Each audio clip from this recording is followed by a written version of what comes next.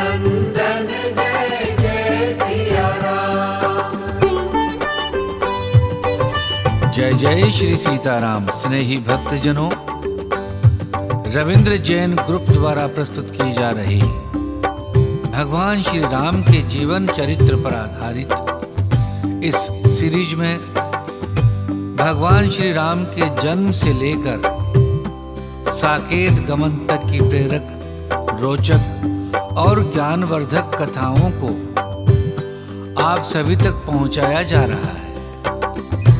इसमें अभी तक आप सब सुन चुके हैं कि भगवान श्री राम सीता जी को खोजते हुए लक्ष्मण जी के साथ किष्किंधा पहुंचे हैं और वहां बाली का वध करके सुग्रीव को किष्किंधा का राजा बना चुके हैं।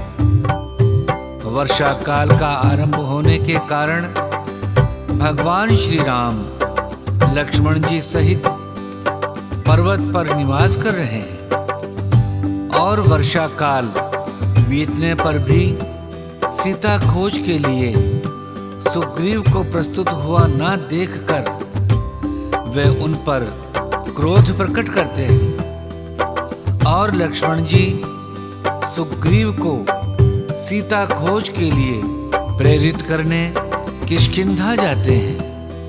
साथ ही आपने यह भी सुना कि सुग्रीव की आज्ञा से किस प्रकार एक बहुत विशाल वानर सेना उपस्थित होती है। प्रिय भक्तजनों, सुनो श्री राम कहानी के इस एपिसोड में सुनिए उससे आगे की कथा। लक्ष्मण जी के क्रोध से भयभीत और प्रेरित सुग्रीव जी ने लक्ष्मण जी से क्षमा याचना की और भगवान श्री राम के पास पहुंचकर उनकी माया का प्रभाव बताते हुए उनसे भी क्षमा याचना की। तब भगवान श्री राम ने उनको अभय किया और सीता खोज का कार्य आगे बढ़ाने का अनुरोध किया। तभी सुग्रीव द्वारा पहले से ही आज्ञा दिए हुए असंख्य वानर सेनापति वहां उपस्थित हो जाते हैं। माता पार्वती को कथा सुनाते हुए शिवजी उनसे कहते हैं, हे उमा, वानरों की वह सेना मैंने स्वयं देखी थी। जो उसकी गिनती करना चाहे वह महान मूर्ख है। सारे वानर जाकर भगवान श्री राम जी के चरणों में शीश झुकाते हैं और उनका दर्शन करके धन्य धन्य हो जाते हैं। उस वानर सेना में एक भी वानर ऐसा नहीं था जिससे श्री राम जी ने कुशल क्षेम न पूछी हो। प्रभु के लिए यह कोई बड़ी बात नहीं है, क्योंकि भगवान श्री राम विश्व रूप हैं और सर्वव्यापक हैं। वानर भालुओं की वह सारी सेना जब एकत्रित हो गई तो सुग्रीव जी ने भगवान श्री राम से उनके विषय में बताते हुए कहा, हे शत्रुसूदन श्री राम, ये बलवान सेनापति वानर भूमंडल के सभी बलशाली वानरों को साथ लेकर यहाँ आए हैं। इनमें ऋक्ष हैं, वानर हैं और शौर्य संपन्न लंगूर हैं। ये सब के सब देखने में बड़े भयंकर हैं। बीहड़ वनों तथा दुर्गम स्थानों के जानकार हैं, जो देवताओं और गंधर्वों के पुत्र हैं और इच्छा अनुसार रूप धारण करने में समर्थ हैं। वे श्रेष्ठ वानर अपनी अपनी सेनाओं के साथ आए हैं। इनमें से किसी के साथ 100, किसी के साथ 1,00,000, किसी के साथ करोड़, किसी के साथ 10,000 और किसी के साथ 1 शंख्यु अर्थात 1 खरब वानर है।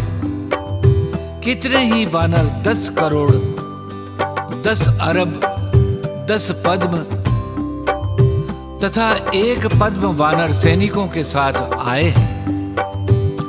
कितने ही वानरों तथा वानर युद्धपतियों की संख्या 10 नील तथा शंख तक पहुंच गई है।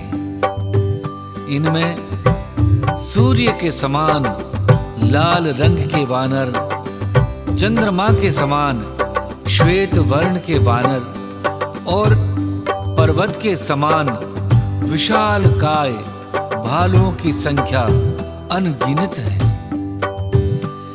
इनमें महाबली, शतबली, हनुमान जी के पिता श्रीमान, केसरी, लंगोरों के राजा, गवाक्ष, ऋक्षों के सेनापति, धूम्र, पनस, नील, नल, गवाक्ष, दधिमुख, अश्विनी कुमारों के पुत्र, मैंद और द्विविध और गंधमादन सहित और भी अनेक युद्धपति अपनी सारी सेना के साथ एकत्रित हुए हैं।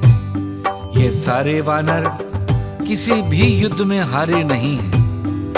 धरती, आकाश और जल तीनों में समान रूप से चलने की सामर्थ्य रखते हैं। अब आगे क्या करना है वह आज्ञा दीजिए। सुग्रीव के इस प्रकार कहने पर भगवान श्री राम बोले, मित्र सुग्रीव, शीघ्र अतिशीघ्र सीता का पता लगाना चाहिए। इसके अतिरिक्त इस समय और कोई विशेष कार्य नहीं है। तब सुग्रीव ने समस्त वानर सेनापतियों को बुलाकर उनमें से एक वानर सेनापति विनीत से कहा, वानर शिरोमणि, तुम देश और काल के अनुसार नीति का प्रयोग करने वाले तथा कार्य का निश्चय करने में चतुर हो। तुम 1,00,000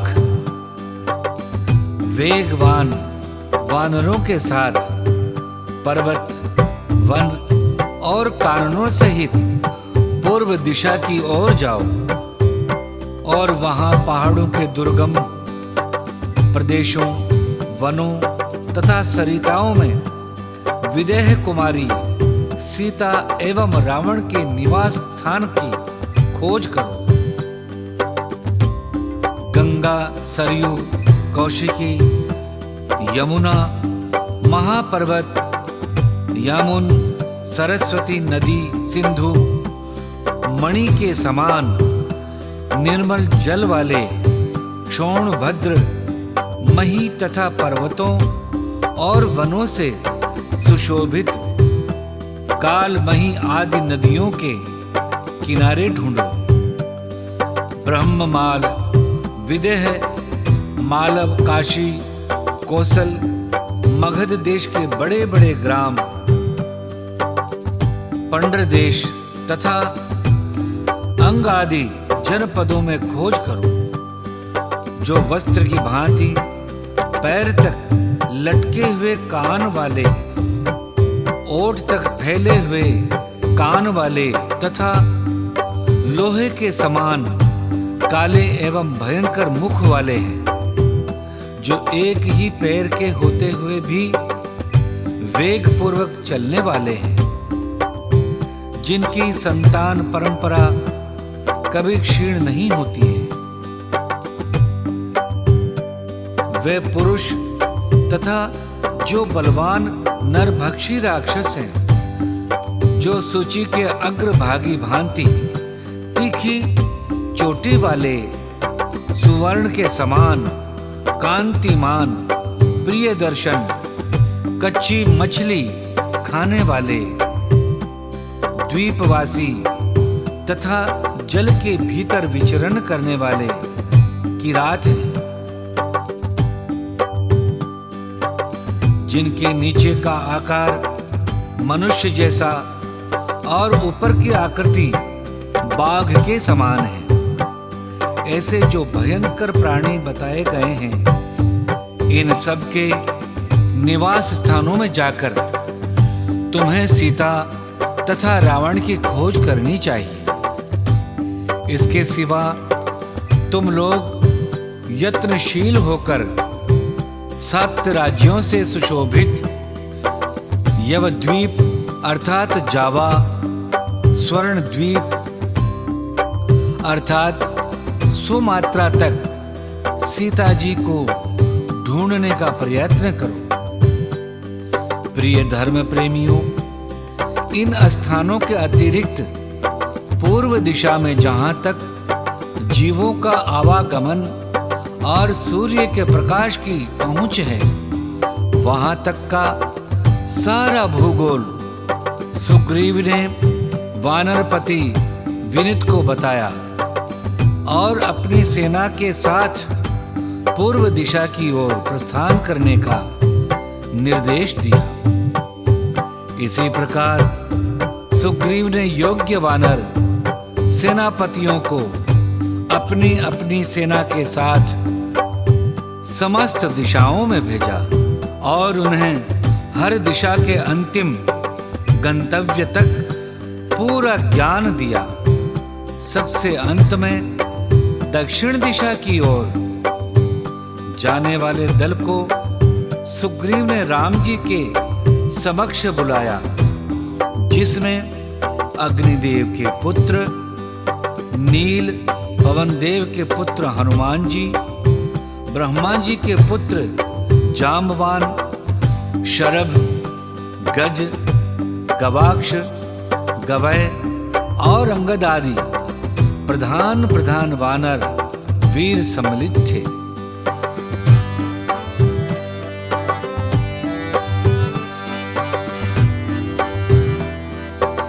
सुनहु नील अंगद हनुमान, जामवंत मति धीर सुजाना।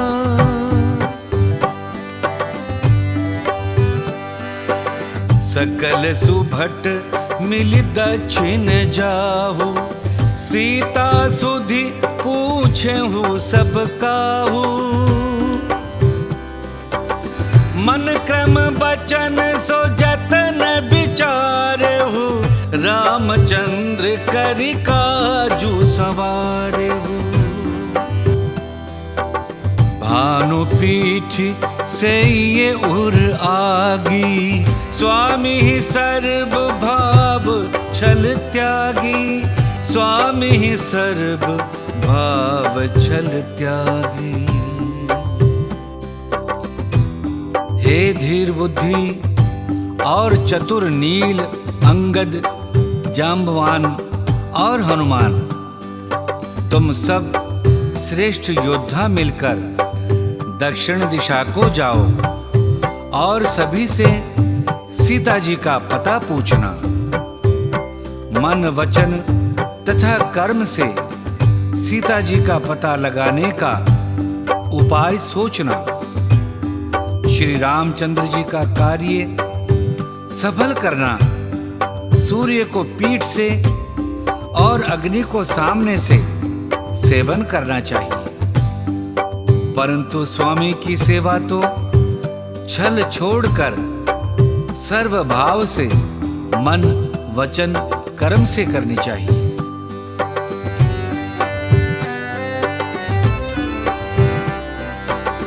देह धरे कर यह फलु भाई, भजिए राम सब काम बिहाई। सोई गुणज्ञ सोई बड़ भागी, जो रघुबीर चरण अनुरागी। हे भाई, देह धारण करने का यही फल है कि सभी कामनाओं को छोड़कर श्री राम जी का भजन ही किया जाए। गुणवान तथा बड़भागी वही है जो श्री रघुनाथ जी के चरणों का प्रेमी है। आज्ञा मांगकर और चरणों में फिर सिर नवाकर भगवान श्री राम का स्मरण करते हुए सारे वीर चल पड़े।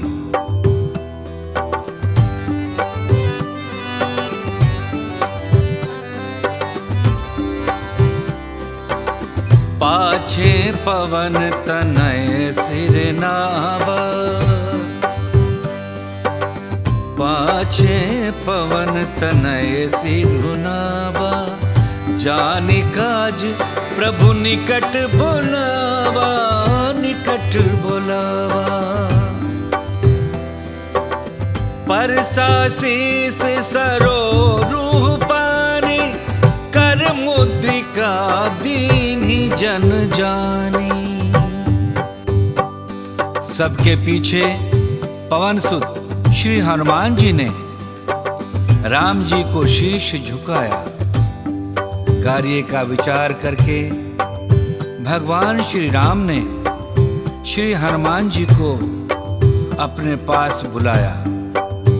उन्होंने अपने कमल समान हाथों से हनुमान जी के सिर का स्पर्श किया और अपना सेवक जानकर उन्हें अपने हाथ की अंगूठी उतारकर दे दी और कहा, हे हनुमान, बहुत प्रकार से सीता को समझाना और मेरा बल पराक्रम तथा उनके प्रति मेरा विरह प्रेम कहकर तुम शीघ्र ही लौट आना।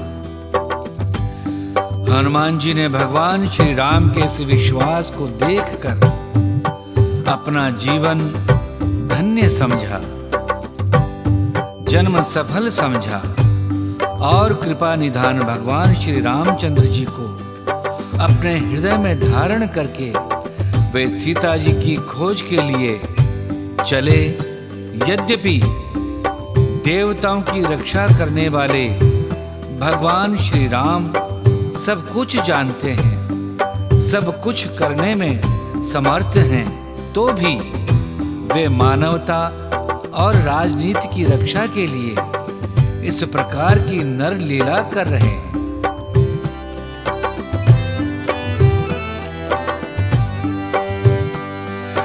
चले सकल बन खोजत, सरिता सर गिरि खो,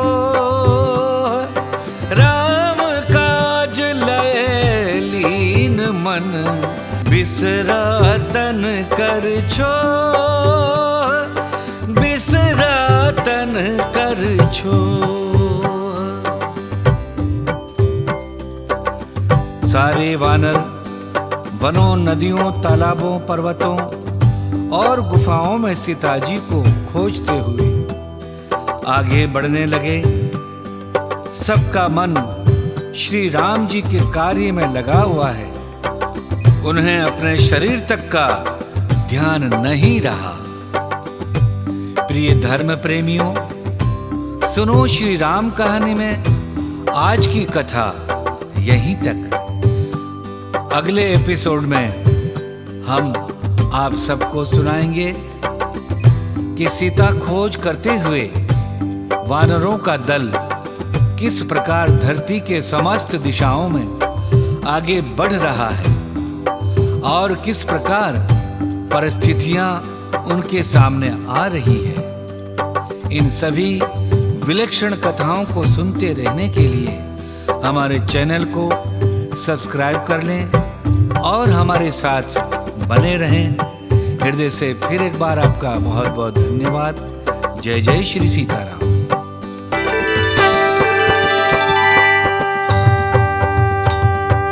सिया राम जय राम, जय जय राम। सिया राम जय राम, जय जय राम। सिया राम जय राम, जय जय राम। रघुनंदन जय जय सिया राम। रघुनंदन जय जय सिया राम। रघुपति राघव राजा राम, रघुपति राघव राजा राम, पतित पावन सीताराम, पतित पावन सीताराम। सिया राम जय राम, सिया राम जय जय राम, सिया राम जय